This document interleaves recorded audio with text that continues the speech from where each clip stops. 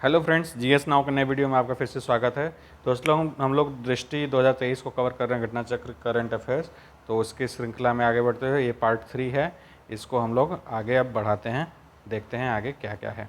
जो भी फ्रेंड्स हमारे नए हैं चैनल को जरूर सब्सक्राइब कर लें। यहाँ तक हम लोगों ने कवर कर चुके थे, अब इसके आगे हम लोग बढ़ते हैं। जैसे मैंने बताया, भारत के में जो साक्षरता दर बढ़ाने के लिए जो प्रोग्राम चले हुए हैं उसको एक बार देख लें। ये क्रम से बैठाने के लिए आ सकता है, इसकी संभावनाएँ ज़्यादा है। ठीक है, तो सर्व शिक्षा अभियान 2002 में शुरू किया गया था। वयस्क साक्षरता की वृद्धि के लिए स्वच्छ साक्षर भारत मिशन जो शुरू किया 2009 में शुरू किया गया था। समग्र शिक्षा योजना वित्तीय वर्ष 25-26 तक के लिए लागू है। राष्ट्रीय शिक्षा नीति 2020 में लागू किया गया था। न्यू इंडिया लिटरेसी प्रोग्राम नव भारत साक्षरता कार्यक्रम को वित्त वर्ष 2022 से 27 अवधि के लिए मंजूरी दी गई। 5 वर्ष की अवधि है इसमें भी, और ये 1 वर्ष के लिए समग्र शिक्षा योजना वाला 1 वर्ष के लिए। तो इस क्रम को एक बार ध्यान से दीजिए। सबसे पुराना जो है 2001 से लेकर 2002 में चला था, मतलब वित्तीय वर्ष 2001-2 में चला था सर्व शिक्षा अभियान। ठीक है, उसके बाद साक्षर भारत मिशन 2009 में आया था। यह स्माइल 75 स्माइल योजना शुरू हुई थी, जो support for marginalised individual for livelihood and enterprise. जो ट्रांसजेंडर व्यक्ति थे वो भिक्षावृत्ति से जुड़े, और भी लोग जो भिक्षावृत्ति से जुड़े उनको पुनर्वास करने के लिए इसको योजना को लाया गया था। उसी का ये अम्ब्रेला स्कीम है स्माइल 75। ठीक है, ट्रांसजेंडर व्यक्तियों के कल्याण के लिए व्यापक पुनर्वास हेतु केंद्रीय क्षेत्र की योजना है, और भिक्षावृत्ति में संलग्न व्यक्तियों के व्यापक पुनर्वास हेतु जानते हैं आप लोग, जो ट्रांसजेंडर समुदाय है उसको, वो ज़्यादातर भिक्षावृत्ति में संलग्न रहता है। तो उन लोगों को जो आजीविका के साधन और पुनर्वास उपलब्ध कराना, उसके लिए ये योजना है। जो स्माइल 75 पहल है, ये नई दिल्ली से शुभारंभ किया गया था। इसमें स्माइल योजना भिक्षावृत्ति संलग्न व्यक्तियों को पुनर्वास के लिए 75 नगर निगमों का पहचान किया गया, इसलिए स्माइल 75 इसका नाम है। ठीक है, इसमें विभिन्न गैर सरकारी संगठनों, एनजीओज एवं अन्य हितधारकों के सहयोग से भिक्षावृत्ति में संलग्न जो व्यक्ति हैं उनके लिए व्यापक कल्याणकारी उपाय संचालित करेंगे। ये सामाजिक न्याय एवं अधिकारिता मंत्रालय द्वारा गवर्न होगा। ठीक है, निराश्रित और भिक्षावृत्ति की समस्या को दूर करना, देश के शहरों, कस्बों और नगर पालिकाओं में क्षेत्रों को भिक्षावृत्ति से मुक्त करना, विभिन्न वही सारी चीज़ें लिखी हुई हैं। इसमें मेन चीज़ देखिए ये है, जनगणना के अनुसार भिक्षावृत्ति में संलग्न व्यक्तियों की सर्वाधिक जनसंख्या वेस्ट बंगाल में है। भारत में सबसे ज़्यादा कहाँ पे भिक्षावृत्ति करने वाले व्यक्ति हैं, तो वेस्ट बंगाल में है। इसी दृष्टि से उत्तर प्रदेश द्वितीय स्थान पे आता है, यूपी सेकेंड रैंक पे है, और वेस्ट बंगाल पहले स्थान पे है भिखारियों की संख्या में। 2023 में नागपुर महाराष्ट्र में भिखारी मुक्त शहर घोषित किया गया था। नागपुर को, ये भी एक देखिए प्रश्न बन सकता है बढ़िया, कि किस शहर को भिखारी मुक्त बैगर फ्री सिटी घोषित किया गया है, तो ये नागपुर है महाराष्ट्र का। गति शक्ति विश्वविद्यालय परिवहन क्षेत्र का ट्रांसपोर्ट सेक्टर में हो रहे बदलाव, एक ज्ञान भंडार नॉलेज प्रॉस्पेरिटी के निर्माण, अनुसंधान कार्य में संचालन, सर्वोच्च कार्यप्रणाली को तैयार करने, कौशल विकास को सुनिश्चित करने, क्षमता निर्माण की दिशा में कार्य करने, और परिवहन क्षेत्र के विकास को सुगम बनाने के लिए एक संस्थान इंस्टीट्यूशन के निर्माण की मांग करते हैं। इसी परिक्षेत्र गति शक्ति विश्वविद्यालय नामक विश्वस्तरीय बहुविषयक बहुआयामी विकासोन्मुख संस्था का परिकल्पना की गई है। ठीक है, ये परिवहन क्षेत्र में जो कार्यक्षमता बढ़ाने के लिए एक यूनिवर्सिटी की निर्माण की मांग की जाए, उसी से संबंधित है। यह अधिनियम भारत में एक नए केंद्रीय विश्वविद्यालय गति शक्ति विश्वविद्यालय की स्थापना का प्रावधान करता है। The central university amendment bill 2022 जो संशोधित किया गया है, इसी संबंध में किया गया है। 2022 में जो अधिनियम संशोधित किया गया है वो 2009 के ही अधिनियम का संशोधन 2022 वाला है। 2022 के अधिनियम के माध्यम से राष्ट्रीय रेल परिवहन संस्थान वडोदरा को गति शक्ति विश्वविद्यालय में परिवर्तित करने का प्रावधान किया गया है। इस उल्लेखनीय है कि राष्ट्रीय रेल परिवहन संस्थान NRTI national rail and transportation institute 2018 में एक डीम्ड यूनिवर्सिटी के तौर पे कार्य कर रहा था। ठीक है, स्थापित है।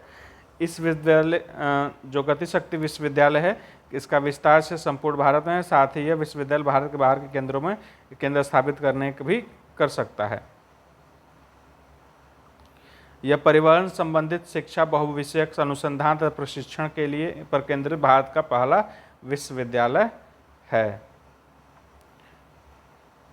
जगदीप धनखड़ भारत के नए उपराष्ट्रपति हैं।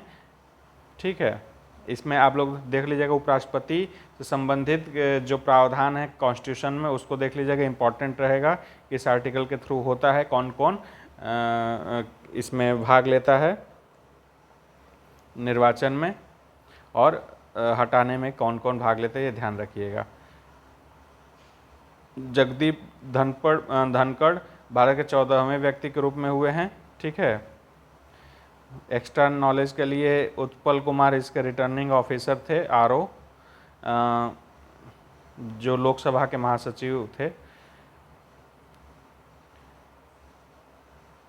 और कांग्रेस ने मार्गरेट आल्वा को अपना उम्मीदवार बनाया था। बस इसमें इतना ही इम्पोर्टेंट है। बरहानपुर पहला हर घर जल प्रमाणित जिला बना है। ये एमपी में है, जहाँ पर हर घर जल प्रमाणित जिला बना हुआ है।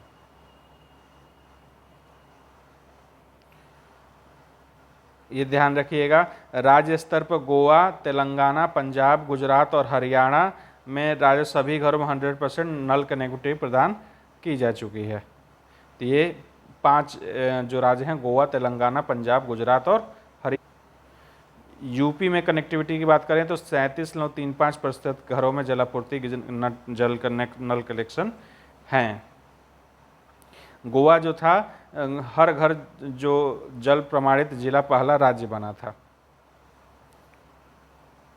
साथ ही दादर नागर हवेली दमन दीव को हर घर जिला प्रमाणित केंद्र का शासित प्रदेश घोषित किया गया। यूटी में दादर नागर हवेली और दमन दीव, और इसके अलावा स्टेट में गोवा। नीति आयोग से संचालित भारत नवाचार सूचकांक इंडिया इनोवेशन इंडेक्स देख लेते हैं। इसमें देख लीजिए, ये 5 आयाम है। पहले इन लोगों को देख लेते हैं। जो 5 आयाम क्या है? मानव पूंजी, ह्यूमन कैपिटल, निवेश, ज्ञानकर्मी, नॉलेज वर्कर्स, व्यापारिक परिवेश, सुरक्षा एवं विधिक परिवेश, सेफ्टी एंड लीगल एनवायरनमेंट। ये इसके 5 आयाम हैं जिसके आधार पर रैंकिंग की गई है, इंडेक्स बनाया गया है।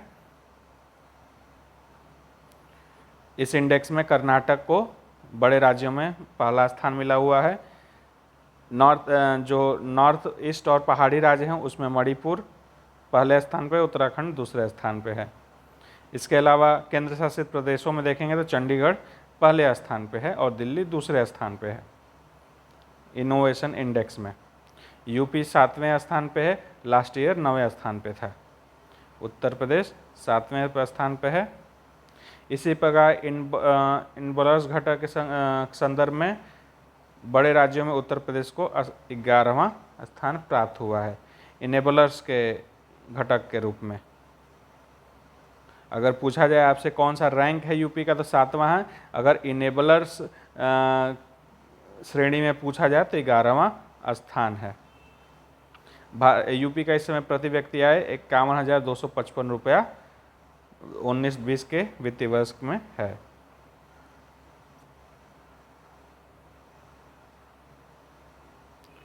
और ग्लोबल इनोवेशन इंडेक्स में देखेंगे तो भारत की रैंकिंग वर्तमान में 40 2022 में है। ठीक है। बुंदेलखंड एक्सप्रेसवे, इसके बारे में थोड़ा जान लेते हैं।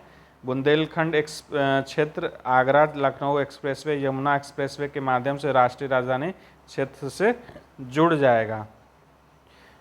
कैथेरी गांव से, जालौन जिला में पड़ता है कैथेरी, वहां से बुंदेलखंड एक्सप्रेसवे का उद्घाटन किया गया।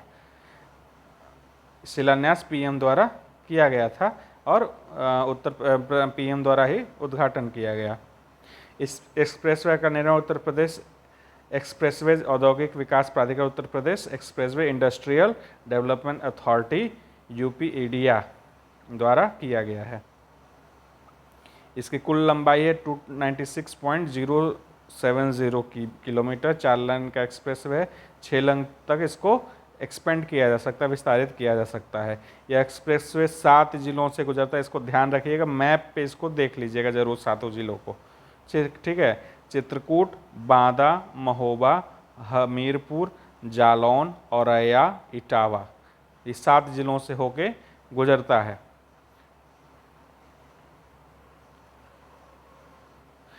ध्यान देने वाली बात यह है कि 14 लेन का दिल्ली मेरठ एक्सप्रेसवे जो बना है वो भारत का सबसे चौड़ा एक्सप्रेसवे है।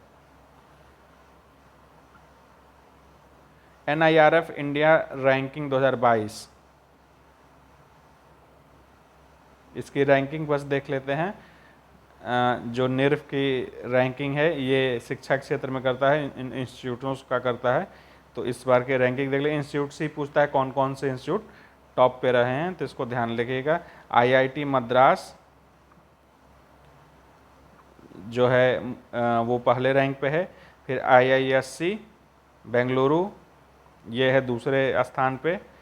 यूपी का कोई है तो IIT कानपुर है जो कि 5वें स्थान पे है। तो IIT मद्रास हो गया, या फिर इसको चेन्नई भी कह सकते, ध्यान रखिएगा। IIT मद्रास और IISc Indian institute of science Bengaluru. UP के अगर इंस्टीट्यूट की बात किया जाए तो पहला नंबर पे कानपुर है, दूसरा पे BHU है।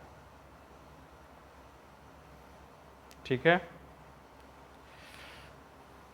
विश्वविद्यालय की श्रेणी में देखा जाए तो IISc पहले नंबर पे आ जाएगी, IISc बेंगलुरु, फिर JNU दूसरे पे आ जाएगी, फिर जामिया मिलिया इस्लामिया तीसरे रैंकिंग पे आ जाएगी। यूनिवर्सिटी की श्रेणी में वो इंस्टीट्यूट के समग्र श्रेणी में था जो आपने IIT मद्रास का फिर IISc बेंगलुरु का देखा। तो ये पहला हो जाएगा, ये दूसरा हो जाएगा, ये तीसरा हो जाएगा। कॉलेज के श्रेणी में मिरांडा हाउस दिल्ली विश्वविद्यालय का है, शेष स्थान प्राप्त हुआ है।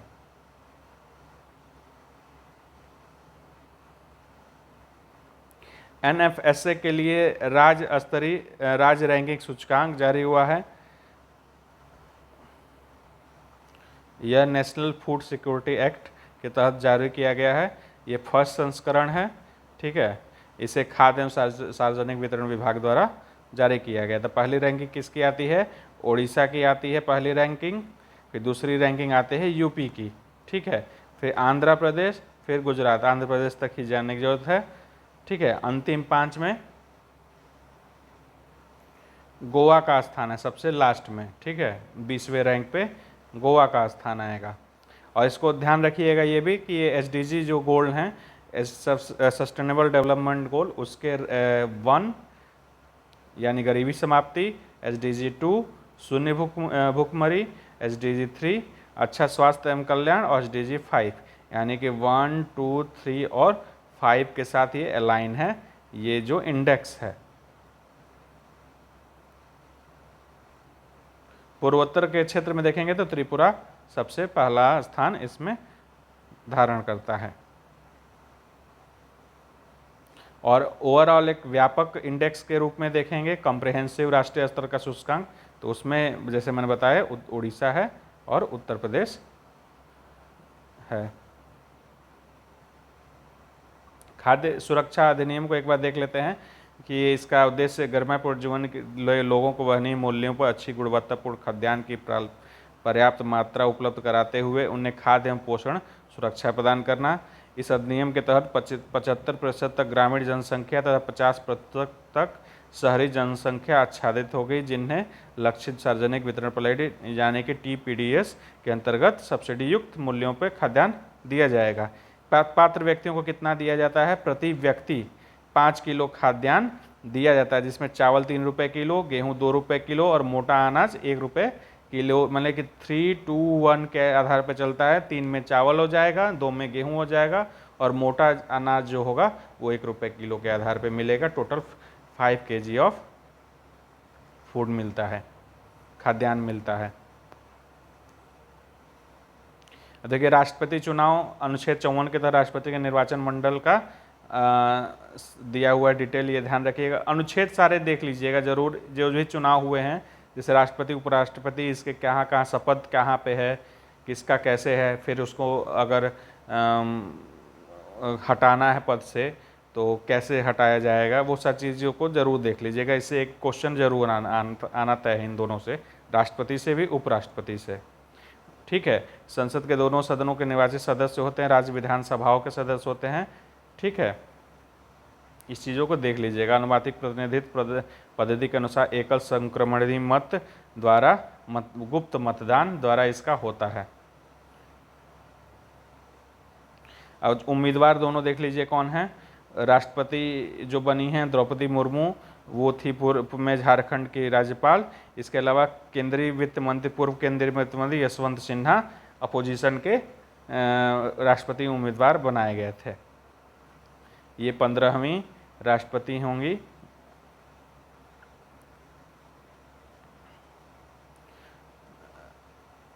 मुर्मू जो हैं संथाल जनजाति से हैं, इसलिए संथाल जनजाति का जहाँ पे फैलाव हो, उनकी कुछ विशेषता हो, उसको भी ध्यान रखेंगे आप लोग।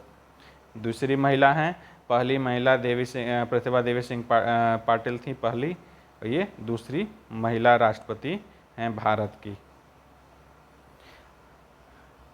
पुल्लमपारा देश का पहला पूर्ण डिजिटल साक्षर राज्य बन चुका है, केरल का है। पुल्लमपारा पहला डिजिटल साक्षर राज्य बना है। बस इतना ही इम्पोर्टेंट है, इसमें ज़्यादा जानने की जरूरत नहीं है। केरल सवारी ध्यान रखिएगा क्या है, पूछ सकता है कि आमतौर मतलब आजकल खबरों में है केरल सवारी किससे संबंधित है, तो ये एक ऑनलाइन टैक्सी सेवा है जो केरल सरकार द्वारा लॉन्च की गई है। ये राज्य सरकार की स्वामित्व वाली देश की पहली ऑनलाइन टैक्सी सेवा है केरल सवारी। अग्निपथ योजना 4 वर्ष के लिए आप लोग इसको देख लीजिएगा। ये वैसे पूछना नहीं चाहिए, मुझे नहीं लगता इससे प्रश्न आएगा, फिर भी देख लेते हैं। 4 वर्ष के सेवा काल है, युवाओं के भर्ती का प्रशिक्षण है। अग्निपथ योजना का नाम रखा गया है। इसमें सेना के तीनों अंगों, थल सेना, वायुसेना और नौसेना के जवानों को, सेलर्स को और सैनिकों को शामिल किया जाएगा। इसमें अफसर रैंक का नहीं है, सिर्फ जवानों को शामिल करने की बात है। इसकी आयु अगर इम्पॉर्टेंट है तो आयु हुई है 7.5 वर्ष से लेकर 21 वर्ष तक के उम्मीदवार इसमें पात्र होंगे। इसमें महिलाओं को 20% आरक्षण का प्रावधान भी किया गया है। ये इस साल के लिए बढ़ा के 23 साल कर दी गई थी, क्योंकि इसमें बहुत सारे लड़के बाहर हो रहे थे, इसको 23 साल किया गया है बस 2022 के लिए। अधिकतम मैक्सिमम 25% अग्निवीरों को सशस्त्र बलों में नियमित रेगुलर कैडर के रूप में नामांकित किया जाए। अन्य लोगों को किसी अन्य सेवा के लिए कुछ सहूलतें दी जाएंगी। सेवानिधि के रूप में 7.1, ये सब ज़्यादा चीज़ें नहीं इम्पोर्टेंट है। इसके अलावा हम लोग आगे बढ़ते हैं अगले टॉपिक पे। भारत गौरव के तहत देश की पहली निजी ट्रेन, ये देखिए इम्पॉर्टेंट है। भारत गौरव जो स्कीम लागू हुई थी निजी ट्रेनों को संचालित करने के लिए, उसमें पहली ट्रेन चली है। भारत की समृद्ध संस्कृति, विरासत और ऐतिहासिक को प्रदर्शित करना इसका उद्देश्य है भारत गौरव ट्रेन वाले का। भारत गौरव ट्रेन मुख्य रूप से सेवा प्रदाताओं द्वारा संबंधित विषय वस्तु आधारित टूरिस्ट सर्किट ट्रेन्स होंगी। ये ट्रेन किसी विशेष स्टेशन से प्रारंभ होकर किसी ऐसे रूट से गुजरेंगे जिसमें कई पर्यटक गंतव्य यानी कि टूरिस्ट डेस्टिनेशन शामिल होंगे। ये भारत गौरव ट्रेन घरेलू पर्यटन को बढ़ावा देने के लिए, विदेशी पर्यटन पर बहुत फोकस नहीं किया। विदेशी पर्यटन के लिए महाराजा लाइन चलती है, आप लोग ध्यान होगा। घरेलू के लिए ये शुरू किया गया है। हालांकि यूज़ कोई भी कर सकता है, लेकिन इसका उद्देश्य घरेलू पर्यटन के लिए है। देखो अपना देश, ये एक थीम या मोटो लेके अपना बनाया गया है। भारत गौरव ट्रेन की पहली सेवा कोयम्बटूर तमिलनाडु साईनगर शिरडी से शुरू की गई है। दक्षिण रेलवे भारत गौरव ट्रेन को पहला जोन बन गया है जिसने साउथ शुरू किया है। साउथ स्टार रेल एक पंजीकृत सेवा प्रदाता है जिसने ये किया है। भारत और नेपाल को जोड़ने वाली यह पहली पर्यटक गाड़ी होगी। जून 2022 को भारत गौरव ट्रेन पर्यटन ट्रेन को सफदरगंज रेलवे स्टेशन दिल्ली से रवाना किया गया था। रामायण सर्किट पर इस ट्रेन का संचालित के दौरान अयोध्या, नंदीग्राम, वाराणसी, सीतामढ़ी, वाराणसी, प्रयागराज, चित्रकूट, पंचवटी, नासिक, हम्पी से होते हुए जनकपुर, नेपाल को कवर किया गया। पर्यटन से संबंधित देखिए पिछली क्या क्या पहले हुई हैं, एक बार देख लीजिए। स्वदेश दर्शन योजना 2014-15, प्रसाद योजना 2014-15, देखो अपना देश पहल 2020, जो कि रेलवे वाला है, देखो अपना देश। NHAI ने सड़क निर्माण में गिनीज वर्ल्ड ऑफ रिकॉर्ड का हासिल किया है। राष्ट्रीय बैंक कुल लंबाई 1,40,995 किमी है। भारत का सबसे सड़क नेटवर्क विश्व का दूसरा सबसे बड़ा सड़क नेटवर्क है, जिसकी लंबाई 63.72 किलोमीटर है। ये देखिए क्या निर्माण में हुआ है। एस्फाल्ट बिटुमिनस कंक्रीट निर्माण में नया गिनीज बुक रिकॉर्ड किया गया है। बिना रुके कंटिन्यूसली विश्व का सबसे लंबी एस्फाल्ट बिटुमिनस कंक्रीट सड़क का निर्माण करने में सफलता प्राप्त की गई है। NH-53 पर एकल लेन 84.40 किलोमीटर लंबी एस्फाल्ट बिटुमिनस कंक्रीट सड़क का निर्माण 105 घंटे 33 मिनट में किया गया। मतलब 84.40 किलोमीटर की लंबाई का निर्माण 105 घंटे 33 मिनट में किया गया है। NH-53 पर NH-53 अमरावती एवं अंकोला जिले में के बीच आता है, महाराष्ट्र में। ठीक है। राज्य खाद्य सुरक्षा सूचकांक है, ये देख लेते हैं। इसमें जो भारांक हैं या फिर इसके एलिमेंट क्या क्या हैं देख लीजिए। मानव संसाधन संस्थागत आंकड़े, ह्यूमन रिसोर्स के इंस्टीट्यूशनल डाटा है, अनुपालन है, प्रशिक्षण एवं क्षमता निर्माण, खाद्य प्रशिक्षण, आधारभूत संरचना एवं निगरानी, उपभोक्ता सशक्तिकरण, भारांश। ये 5 इसके मेन आयाम हैं। शीर्ष 5 राज्यों में देख लीजिए, तमिलनाडु नंबर 1 पे है। अब 5वें रैंकिंग पे 2 लोग हैं, महाराष्ट्र और पश्चिम बंगाल और मध्य प्रदेश। उत्तर प्रदेश का स्थान जो है 8वां है, यूपी 8 नंबर पे है। जो छोटे राज्यों में है, गोवा नंबर 1 पे है, और यूटीज में जम्मू एंड कश्मीर नंबर 1 पे है।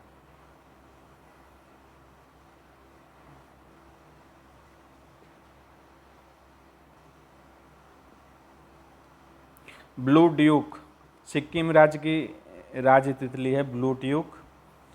ठीक है, इसको राज्य तितली स्टेट बटरफ्लाई का दर्जा दिया गया है।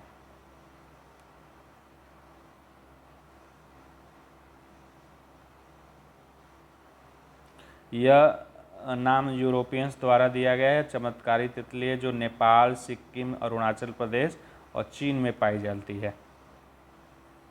हिमालयन जो ब्लू ड्यूक है, ये वन्यजीव संरक्षण अधिनियम 1972 के तहत अनुसूची 2 में शामिल है। एक बार देख लेते हैं। वैसे इसमें बहुत ज़्यादा इसमें कोई है नहीं, क्योंकि नया में वही ब्लू ड्यूक ही है और कोई है नहीं। अगर देखना हो तो इसको पॉज करके एक बार नाम देख सकते हैं कि कहाँ कहाँ में कौन कौन सा तितली है, राज्य तितली। दिल्ली हवाई अड्डा देखिए जो इम्पोर्टेंट है, जल विद्युत एवं सौर ऊर्जा संचालित पहला हवाई अड्डा है। ठीक है।